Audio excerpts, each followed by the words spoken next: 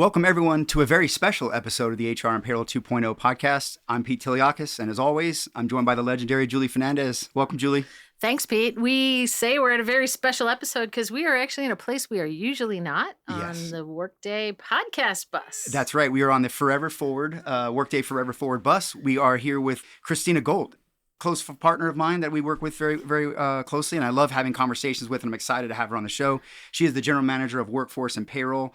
We were just saying two very, very difficult and complex things for the Workday organization. So welcome, Cristina. Yeah, no, happy to be here, and happy we could do this on the Forever Forward bus, the Rockstar bus. The Rockstar bus. Yes, this yes. is So awesome. This would be the big RV tour bus that you see Workday bringing to its client events and other events. And to say that it is state of the art would be an understatement. This is probably the nicest podcast studio we have ever set foot in. So thank you so much for the hospitality. This is such a privilege. Appreciate it. Yeah, excited to have you here, Cristina. And I know I had a burning question, just even about your title. It is the stickiest of stuff in Workday, but also I found it very interesting that workforce management comes before payroll in your title, and I wanted to ask you about that. Why is that? So yes, it does, and you're right, Julie. This is the stickiest stuff. I like to say it is all the foundational pieces of Workday. So I feel very privileged, but also a huge responsibility, right, in terms of making sure that all of this works and works well. And so the reason it's workforce and payroll is when we think about workforce and workforce management overall. Core HR, HCM is very important, and that is the foundation. And so you got to have that first. And so that's why workforce comes before payroll. Yeah. Okay. Yeah.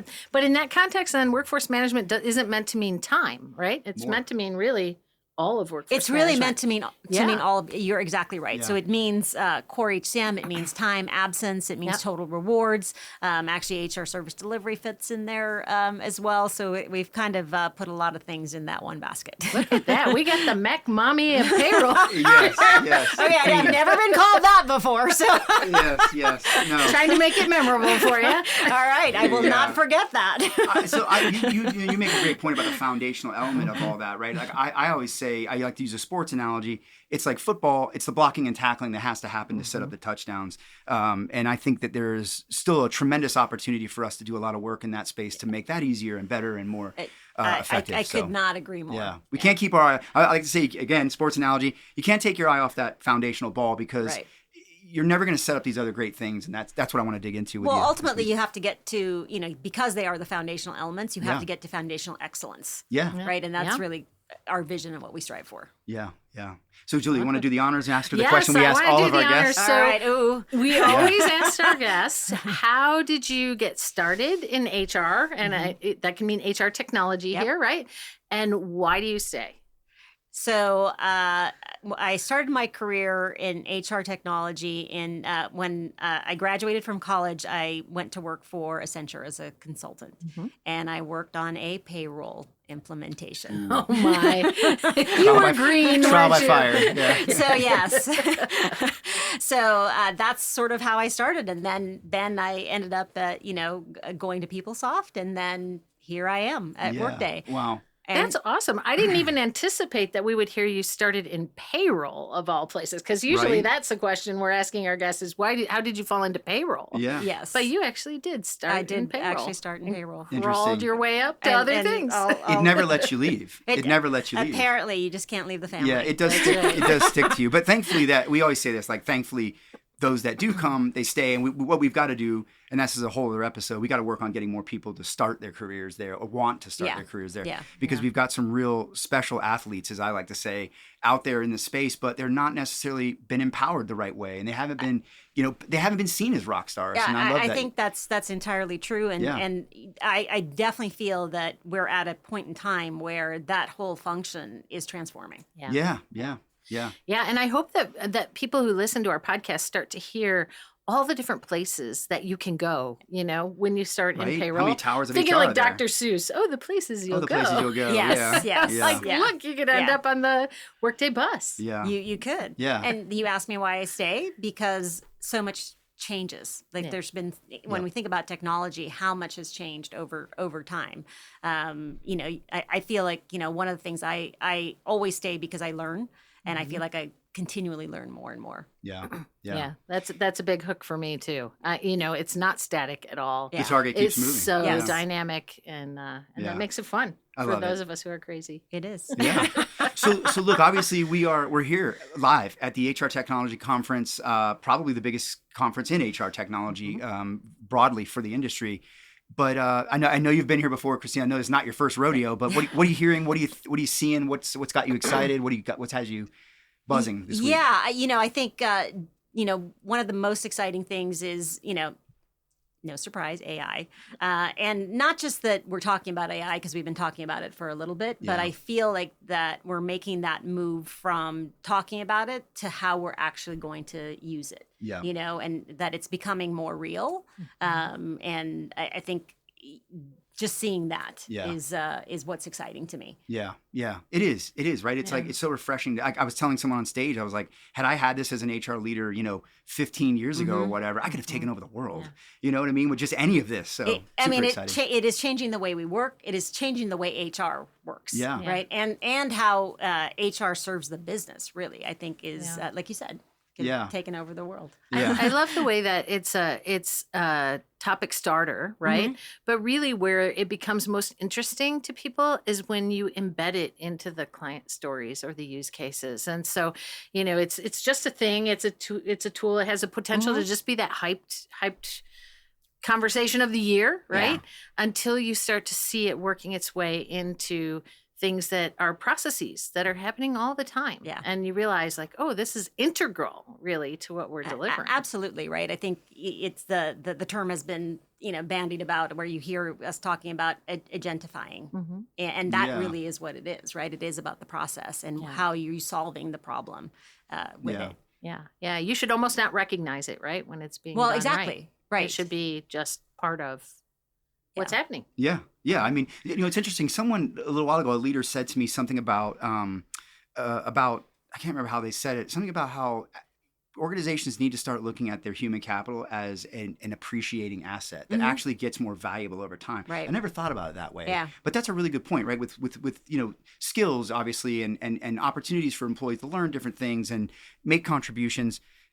I don't know that every CHRO or excuse me, every business leader necessarily knows that. I think the CHRO knows that, but like, what are your thoughts on that comment? Well, I think, traditionally, businesses have looked at their customers and think about customer lifetime value, but you really do need to look at your employee lifetime value, right? How does that actually help the business and growth? And so, I do think it is looking at them as assets. Yep. But it's so much more than that, right? Yeah. I mean, I think everybody's just afraid to say that because it's sort of like, oh, then I'm just making it about dollars and cents, but I'm talking about people here. People, right? Yeah. Well, I feel like just like there's an expectation of technology that you're constantly upgrading and enhancing and bringing out new things, there should be an equivalent expectation of our talent that is constantly upskilling and shifting and becoming more agile and more useful. And they're learning more and more and higher level things because the onus is shifting to the technology. I mean, you make a good point there with skills, right? It is really about when you think about the value to the business and looking at assets. It's what's the combination of skills that we've accumulated over time, right? Because that's the value that you've added. Yeah. I've always kind of wondered that, like, even before all this skills talk, I think about times in my career, like in consulting and other things where it was like, I knew there were things going on, but I was like, did anybody know that I've done that before? Like, no one asked me or asked or did they know Julie did that? Like, and now I feel like there's, I know you guys are doing a lot of great work and there's great point solutions that are helping companies sort of draw that out and understand what they have and what they don't have and what they need. I think is probably still the conundrum. Yeah, it's supply and demand. Yeah. It's like, I mean, I just think that you can have such a better awareness of what your workforce is and isn't now than ever before, but I don't know that everybody's really taking advantage of that. I think you're probably right. I think people are maybe trying to get there. Yeah. Some of them maybe don't exactly know where to start. And, I think it is having that knowledge really does allow you to use things in more strategic and different ways. Yeah. And while I think it's natural for folks to want to think about and explore kind of the bling of a standalone new thing, that does something very niche and something very useful, where they're really going to adopt and pick up is when they find it embedded in the foundations what they're using already, because it just becomes a part of what you're doing, and you don't have to go searching, and you don't have to go finding that next cool thing and make a business case and do something very one-off. Well, what it right? does, and I mean, I could not agree more, is that it provides the context around what you're doing. And when you think about your data, and data being the thing that fuels, giving you the information that you need for decision making, et cetera, fueling AI to help with the process to make it better, solve the problem. It has to be embedded and within context so that you really are able to get something out of it. Right. So, look, there's a lot of optimism for what AI is going to do, the augmentation. Like, I think and I want to get on this in a minute, but I think it's going to be a blessing really to that frontline leader. And I know that's somewhere that you guys are really focused. You've leaned in a lot to that because I know we've all been a manager at some point, in our careers. Hopefully you get that opportunity if you haven't. And it's scary, right? Because you're like, wow, I know the most about the thing that I do, but I don't know if I'm really ready, and having that information and help, because so much of the engagement and the coaching and the pulse of the worker is now on the manager at the front line, right? They know better than anyone what's really going on. But talk about that a little bit, what that means, for you guys, and the way that you see CHROs kind of looking at that group of the population now, the backbone of the leadership. Right? You think about our frontline managers and people leaders, managers asking a lot, in general. Yes, they're kind of at the nexus of all the change that's been happening, and we've asked a lot more and more of them to deal with safety and health is a thing that they've now had to deal with that they didn't have to deal with before. Mental health being another thing that they need to think about with their teams, right? Like so all of the people things, and then productivity, like how do they optimize for the business? How do they keep people on the floor? How do they make sure they have the right people coming in and people aren't working overtime? Right? People aren't getting burnt out, right? Like they're actually managing all of that. And I think that's where we are asking, as you said, we're asking so much of them. How do we give them the right tools so that they don't have to worry about some things? Meaning, people can, swap shifts easily without them having to get involved in every last thing. Being able to communicate out to their people if they haven't shown up or haven't checked in, right? Like those things to help them do their job better and for them not to have to leave where they are to meet them where they are. So it has to be mobile. They're deskless, right? So how do you provide that in a manner that is easy for them, giving them the right tools so they feel also invested in to be able to do their jobs well. Yeah, I'm hearing a lot of like employees really want to be heard, right, and empowered and engaged, right, and it's not just, it sounds anecdotal, like engagement, but like I think people want to be, I think workers really want to know that you understand their needs and you're also working to help them meet their goals, and I think I don't know that that's something that a lot of organizations see as a responsibility of the employer, but I believe that they do in some ways because work is so much a part of these people's lives, all of our lives. It worries me that we might be missing that in some ways for some organizations. Yeah, no, and I think, particularly as we're talking about the frontline workforce, I think, they've sort of been underserved in terms of tools and like feeling like they're heard. So, we feel that, you want to get feedback, you want to understand the sentiment, but you want to actually show how you're doing something based on that. You hear it, and how do you come back to them and let them know that we hear you.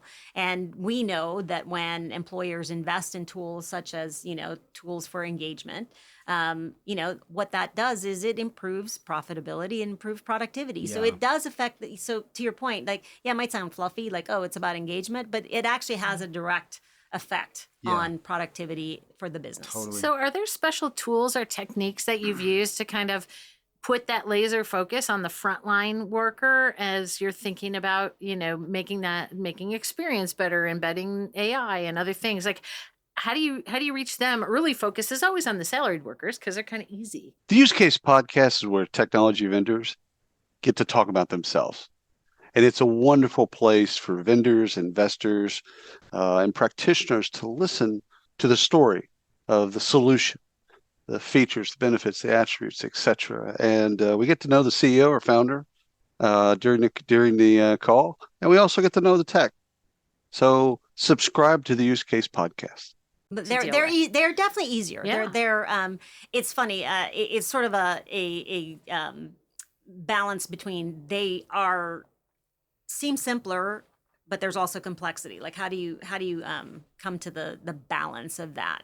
And so techniques that we use, I think definitely we look at making sure that we are looking at the persona and making sure that, we're looking at what's the job to be done. Because at the end of the day, what are you trying to do to help them? Like, are you trying to help them get through it faster? Right. Are you trying to help them just, what is it that they're trying to get done? And we're very focused on that job, and then figure out like where should it be? Yeah. And where do we meet them? Because that's where they're going to be. Where do they need the information? How do we communicate to them? What do we need to give them so that, in many cases, like they get in and get out, right? Like, I mean, the process of HR and that work, how much time do they really need to spend in there? Yeah, Right. yeah, and that's where I think the tech and the data and the information can help them. Yes, figure that out. it definitely speeds up the process. Yeah, and also just the process design and optimization, because so often when folks are deploying a technology, they think about the job the way the jobs have always been defined. Right. And they don't think about job architecture, and they don't think about work structures, and they don't think about the things that drive. Back to the foundation. Exactly, the foundations you're trying to, Right. build and deploy. So they have these visions of doing things the way things should be done, but foundationally, they're not set up. They haven't thought about it. You have to have the Yeah. framework. You have to think about it and make sure that you're connecting the things you really need to be able to, like, are your skills connected to your jobs, That's right. And That's then how does that fit into what your structures Yeah. look like? Even and then as basic how do I as- deploy work? Even as basic as viewing data, right? And what Yeah. you should be able to view and what you shouldn't. There are a Yeah. number of ways to make people view data, but if you don't do it in a way that's foundationally sound, Yeah. you may have to redo it later to really leverage the tools the Yeah. best. No. Yeah. Yeah. So Cristina, you're obviously on the front lines as Julie is out there helping companies transform, and you're building. You're really, in some ways, I feel like Workday and their peers are really sort of shaping what the future should be for work.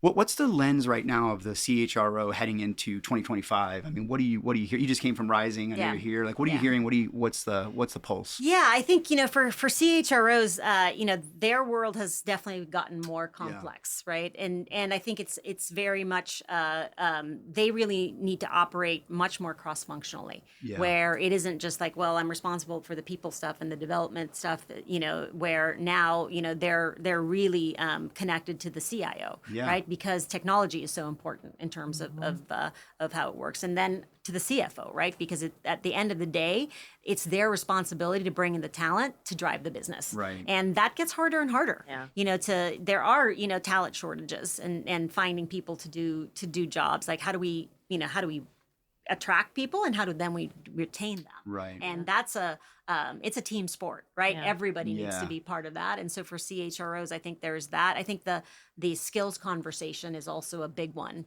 When you think about having the right talent to do what you need to get done, thinking about it from a skills landscape is super important. And so talent practices are changing to be more skill based, and I think that's making sure you have the right talent with the right skills at the right time. Yeah. So it is skill based planning. I'd love to have you check me a little bit on this, but I feel like CHR conversations for years have always been inclined to focus on learning and talent, and of course, it's often more senior teams or salary teams, and some of the folks that are coming up the pipeline and up the ranks. And I feel like I'm seeing more of a move in the CHROs to acknowledge the foundational and think about all of these things from a broader based perspective. Are you feeling that too? And definitely seeing that as well. And, when I talk about kind of cross-functionally, I mentioned the CIO and the CFO. There's also the COO who, is very linked with the CHRO in terms of making sure that your operations are as efficient as possible. Companies are looking to like, how do I drive business growth? But there's also like, how do I make sure I'm managing margins, right? And so how do I optimize from that perspective? And so there is if your foundation isn't right, then you can't actually apply AI in ways to actually gain efficiency. Yeah. Along that lines, last week, one of your customers said on stage something that I hadn't really. I thought about. I knew it, but I didn't. It's like you need someone to say it to you, and I thought he said it really eloquently. He said, HR. And I think he said in their organizations, or really all of HR, needs to be thinking like you're a business leader who happens to sit in HR, but has HR really sort of stepped up to that realization? I don't know that they have, because I don't know that that's the way we were treated as practitioners coming up. it wasn't, you weren't business leaders, you were process owners. And, but now that's so true though. You really are business leaders and you have a real responsibility. I mean, the ultimate, asset that is going to power the company forward. Technology aside, we're going to need humans and emotional intelligence to achieve any sort of transformation of any kind. But do you think HR really has realized that or even leaned into it yet? Because I don't think they have. As you mentioned, right, your people cost is your largest cost. So as an HR leader, you're responsible really for managing that and driving that. And I do think that HR has been transforming over time, or maybe transforming isn't the right word. Evolving is probably a better word. Where I think traditionally it was like, well, that's finance's job. Yep. But now they're just as I would say as sharp or spend time with data. Yeah. I think the understanding how to put data to use. I see that evolving, and that's back to the skills conversation, a skill set that we're making sure that we're seeing more and more of an appetite for in HR. They're realizing that, to your point, they're a business leader who happens to sit in HR. Yeah. So right. You need to understand your business, and your business is your people, but it is all the aspects of that, and it isn't growth and development. Right. Like that's important because then you're building skills, which then allow you to do other things. Yeah. But it is the like, okay, do I have what I need? How do I manage that? Right. Yeah. To the most effectiveness too, right? To the best outcomes. And then I think the other piece too that is important is that, in HR sits a lot of the compliance and regulatory things that they have to manage. And so that's another piece of the business that I think, you have to get better. You need the data, and you have to have more maybe business acumen to manage. Yeah. Sometimes I wonder if HR doesn't organizationally limit itself because, we're very familiar with the idea that you have a business partner for HR and already you're slotting yourself into a different part of the organization, somewhat limited, and viewing yourself, as HR as something, a little bit more niche than having that big responsibility as you were describing. So maybe organizationally, there's some things to think about that might possibly impact the culture or the way that we approach. I think it is HR. a bit of a mindset. Yeah. And I think you're right. It's like, how do we? You should have a little more swag, right? Yeah, right. Yeah. You can't be elevated if you don't elevate yourself a little bit. Yeah. Well, I want to see the HR practitioners and payroll practitioners really display their skill because they have rich skills. They're incredibly adaptive human beings. They have gone through the hardest of things for organizations with the limited tools to do so, and now it's all here. But what I worry about is HR has always been slow at adopting, and now the innovation is coming so aggressively fast. It is coming really, it's almost really head spinning. fast. Yeah. How do we reconcile that? How do we? What are your thoughts on that? Just how do we get everybody in the, on a modern solution and really in that opportunity space? I think first of all, you need a strategy, right? Yeah. Like you need to understand how are we going to approach it? Why are we doing this? Yeah. Because I think everybody needs to be bought into the why rather than, we talk about skills conversations. Well, why do you need to be a skill-based organization? So I think that's the first piece. And then I think there's the kind of how do we shift the mindset? How do we get people to sort of understand where we are? Then there's an operational readiness that needs to happen. Like, where are you from a data standpoint? Yeah. Like, are you ready to take this on, or what do you need to do to get that in order? And then from an operational readiness, like what frameworks do we have in place to make this work? So it's a multi-step process really to get people in there, but you're absolutely right. It is moving so fast. Yeah. It's head spinning. It is head spinning, but I think this is also an opportunity for organizations to make sure they're really taking advantage of their partners, the people who help them. So like Workday, they take advantage of what we know, the customers that we've worked with, because I think there's a lot of questions too when we think about AI, ethical and responsible AI. There are concerns. Yeah. And so you need to make sure you're working with a trusted partner who who will help guide you in those aspects, and also share what we've seen that works and doesn't work, so that we can take on, like, you don't have to do everything on your own, right? Take Yeah. advantage of the expertise that's out there. And that includes the risk too, right? Right. I think that's some of the attraction Yeah. of having things embedded in part of the foundation is there's some innate risk there, and you're looking for your partners to, step up to the plate in the areas of risk that correspond to them, so that Right. you can manage the other areas of risk. Exactly. Right? Yeah. Yeah. So that's you brought up a beautiful point here to kind of round things out, and that's AI, right? Like obviously it's the buzz. Yes. You guys put out some amazing stuff. We're going to break down on our show soon with Workday Illuminate. Very cool. I thought you guys were very transparent, and you always have been really incredibly try. transparent. Yeah, you have to be, right? You have to Right, be. yeah. I love Especially that. when we're talking AI. Yeah. Yes, Right? yeah. There's so It's much. all about setting the bar. Yes. I know. But what would be, say, your advice to those that are out there kind of like starting the path, right? I mean, there, like I said, a lot of cautious optimism, a lot of opportunity, Yeah. but where do we start? Like I've seen a lot of companies, I've interviewed, firms that are the bigger firms, obviously, that are already maybe using it in their customer or their product experience, but not maybe necessarily yet in the back office. And that's probably next for them, which will be great because they've had some learnings, they've failed and tried and, and done some things. But what would be your advice to leaders that maybe are a little, we like to call them paralyzed, with what to do? Yeah. Like, do you need an AI roadmap? What are your thoughts on that? Yeah, I think there's it's hard to know where to start, right? And I think that's sort of the, I would say you have to figure out how to get started, because it is moving so fast that if you just, like, you can't wait for it to be like, let's see how this thing goes, right? Yeah. Because you will be left behind. And so I think it is make a plan to figure out, like, how do we get started? But it does have to be rooted in a strategy, right? Into like, what are the biggest things that we're trying to solve?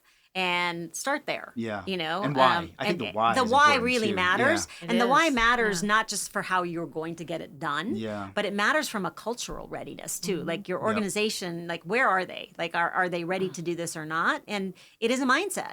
You have to, like, be willing to, do things quickly and experiment and fail. Yeah. And then try again. But, I think back to, make sure you work on your core competency and you take advantage of the others to get that right. Yeah, and in the end, AI is a tool, right? It's a tool Exactly. in the tool set. Yeah. And, you can obtain that tool or tap into that tool yourself directly or via partners or, like many, many different ways. So some of the things that we've done with practitioners have absolutely said, figure out what it is you're trying to achieve first, exactly as you said, Cristina. And then, let's look at and explore how you can get and to then that. there's maybe one other thing I would add to the cultural readiness is you need to make sure your partner has kind of the same values that you do, right? That's a great point. There's trust, where I think particularly as we think about the fear and risk around AI, responsible and ethical AI is absolutely critical. And so making sure that you are comfortable with that. For sure. Are your clients looking to you for that sort of guidance on how to be successful at AI? How is that relationship going as buyers are out there, having questions and saying, hey, what does this mean for us in our industry? So they are, I would say our customers are at different ends of the spectrum, Right. Yeah. right? Where it's like almost every company is a technology company today, You must be, right? whether or Yeah. not they're in, financial services or manufacturing or whatever it is, right? a great point. They definitely healthcare. They definitely are more technology type companies. So we do hear a lot for, like they're, as you said, they're using AI in other parts of their business, and now they're trying to figure out where does this fit. But they're also trying to plan for if Workday's going to do it. They want to know what we're doing and where we're going, Right. Because then maybe they'll just wait for us to do these sorts of things, Yeah. right? Yeah. It's like any so they're other looking you to partnership. lead them in a lot of ways in that way. So that's a huge responsibility. It is. You're shaping the future of work. That's back to the beginning. It is a big responsibility. Yeah. Super fun. Yeah. Yeah, and of course, I mean, like you want to compliment, No pressure. compliment and supplement each other. Let's not have a lot of overlaps, right? Hey, my Let's teams figure out- can Yeah. build a killer payroll, so I'm like, we can do anything. We can do it. We can do it. Yes. You have a great team. You have a great team. So look, I want to round this out. We are at HR Tech Conference. This has been fantastic, Christina. I could just go on and on. I know. I think we could talk for hours. I know. I want to round this out They with won't like, let us. They're going to kick us I know, out. I know. yeah, with maybe a light prognostication. So one of the things that our audience really loves, every year we do a where HR should focus for 2020, whatever. This is 2025. We're coming up on. if you had advice for CHROs out there, where would you say you're going to want to focus intently in 2025? Well, I mean, AI seems like a big bucket, right? But I think, AI from a standpoint of, how does it help you to become kind of a destination workplace? So you're attracting the right talent. How does it help you to have more agile and fluid talent? So you have the right talent in the right place, internal mobility, using the contingent work, like what's the right workers, that so like a total talent strategy. And then really, how does it help drive your bottom line? Because everybody is going to be held accountable to that. So I would say, how do they think about using AI to help drive those things? Themes. Yeah. Exciting. All right. Neither of us have a pencil to start our list of our episode for 2025. We've got to prepare that. We get interestingly, that's one of our most adopted episodes, or downloaded, I guess you could say, is that our prognostication on the next year. So we'll have to pull together some of that from all of our experts this year to help us out. So awesome. Cristina, this has been outstanding. Thank you so much for joining us. Thank you for having me. This is great. And having us on this amazing bus. Thank you for joining us on the bus. Yeah, this is awesome. If anyone has the opportunity to check out the Forever Forward bus, in your town or your event, I highly recommend it. And how can we get in touch with you if you'd like, you and Workday? How do we reach out if folks want to ask questions? You could come to workday.com and find information there, and we can certainly point you to the right place from there. Awesome. I love it. Well, thank you so much. It's been great. Have a great rest of the show, everybody. Yep. All right.